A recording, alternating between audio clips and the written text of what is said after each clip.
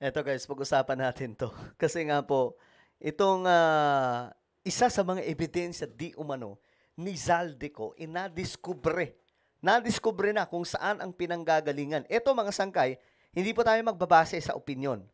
Magbabase po tayo sa facts, mga sangkay. Kaya naman, panoorin po ninyo ang video na 'to, makabuluhan 'to. Kahit DDS ka, naku, magugulat ka dito.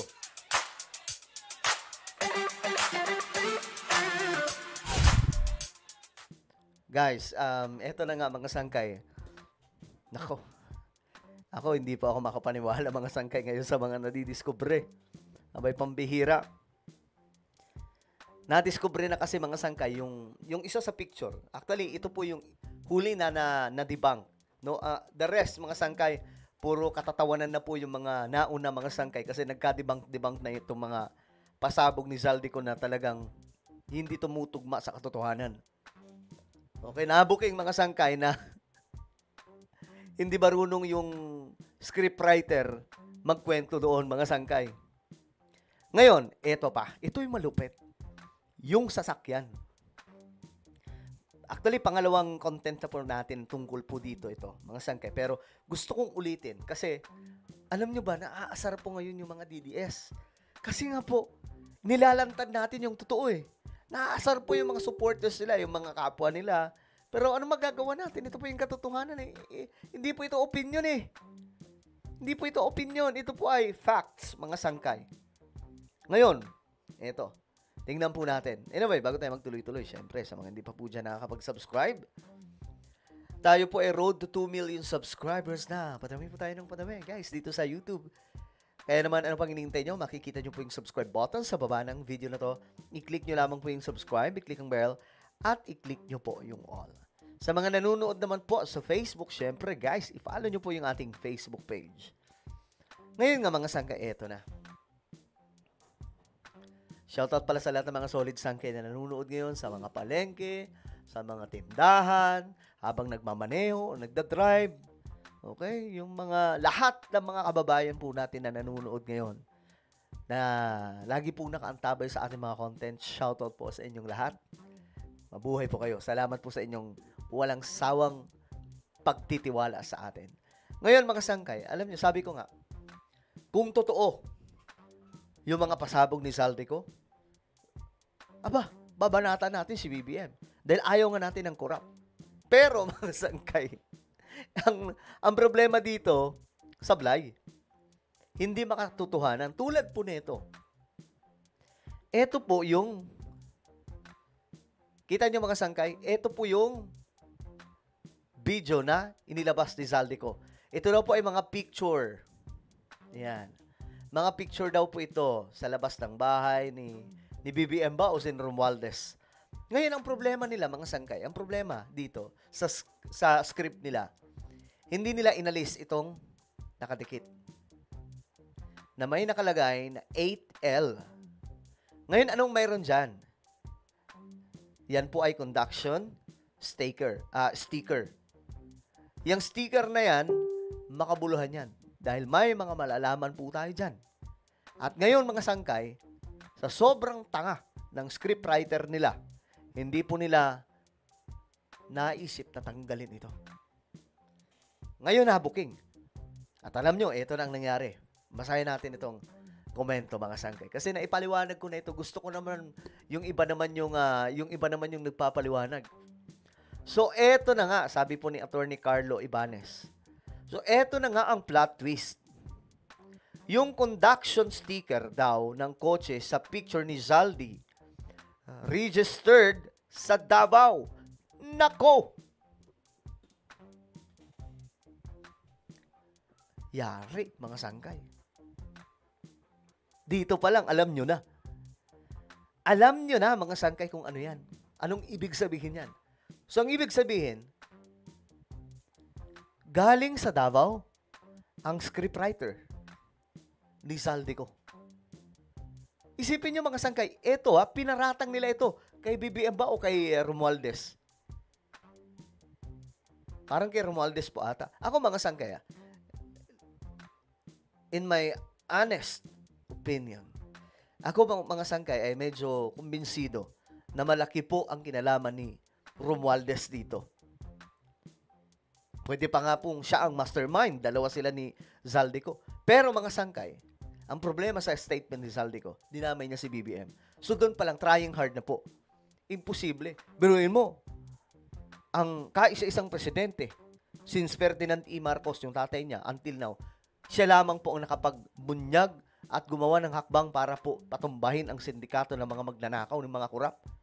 Tapos mga sangkay, kung sino pa ang nagbulgar, siya pang sasabihin ng mastermind. Di ba? Hindi kumukonekta mga sangkay. Kasi kung ikaw ang mastermind, wala kang gagawin dyan kundi pagtakpan ng pagtakpan. Hindi ka magbubulgar, hindi mo isasabihin yan kasi nga po, mabubuka at mabubuka. Okay, let's move forward. Ngayon, eto na. Sabi dito, ang gagaling talaga ng mga forensic analysts sa social media. Lahat ng pixel iniimbestigahan. Naalala ko tuloy yung classic na Cesar Montano video. Yung may babaeng nakatuwalya sa background. Ano yung connect kay Zaldi? Wala. Gusto ko lang talagang maalala. Nakakatuwa kasi mga sangkay. Kasi nga po, sobrang gagaling na mga kababayan po natin maghanap ng ebidensya. Kasi we deserve, mga sangkay, the truth, di ba? Deserve naman po natin ang katotohanan na malaman po natin. Ngayon, gusto nilang malaman kung totoo yung sinasabi ni Zaldico. Ito, na-debunk na po ito mga bagahe, ito mga luggage, na-debunk na po yan. May isa nga po dito, mga sangkay, isa sa bagahe. Sale pa. Nasa 1,499 sale. Hindi natanggal yung presyo. Lalong-lalo na yung sale. Ngayon, mga sangkay, nung pinuntahan sa SM, nandun sa SM. May mga 1,499 na luggage. So, anong ibig sabihin nun? Hindi naiintindihan nun ng mga DDS. Sabi nila, natural lang naman yan na may mga tag eh. Hindi nila magets. Ang ibig sabihin kasi nun, ngayon lang binili, ngayon lang pinicturan. Diba? Tapos ginawa na pong parang ebidensya. Anak ng toko ha. Ngayon, mga sangkay, possible na galing to sa Davao. Alam niyo kung bakit? Ito mga sangkay. Sports car with an L ni Zaldico's video. Upon checking, yes, the LTO code po, ang LTO code po ng Davao Region ay L for conduction stickers. Ito ha, and or plates. Mamaya, makikita nyo yung reference.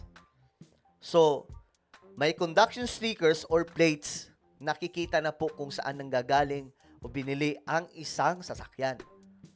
Ayan ha, malinaw na. Ngayon, mga sangkay, hindi po natanggal yan. Ayan o. 8 at saka L po yan. Ito po yun, mga sangkay. May nag-post dito. Ayan o. Bullseye. O, ayan. 8. Nakakatawa nga mga sangkay kasi B daw. Mukha bang B yan? 8 po yan. 8L. Kasi conduction sticker po yan ng mga sasakyan. Ngayon, mga sangkay, makikita po dito, cabinet secretaries, members of, pag number 8, members of the House of Representatives. Pag 6, cabinet secretary. Pag 7, senators. So, 8 members siya ng House of Representatives. Ibig sabihin, ang may-ari na ito, congressman.